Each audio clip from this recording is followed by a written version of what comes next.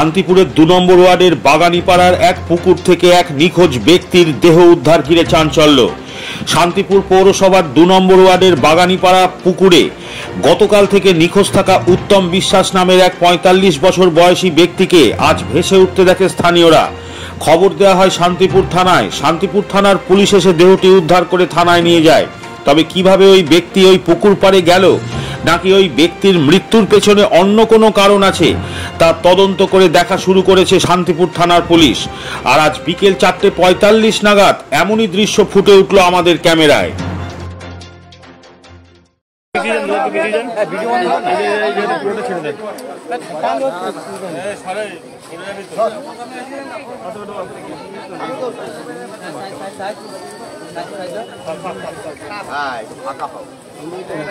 জল বাড়িতেছে, এটা উপরে দে, উপরে দে, উপরে দে, মাথা করতে মাথা দেয়। কি লাগবে আপনার? ছবি লাগবে,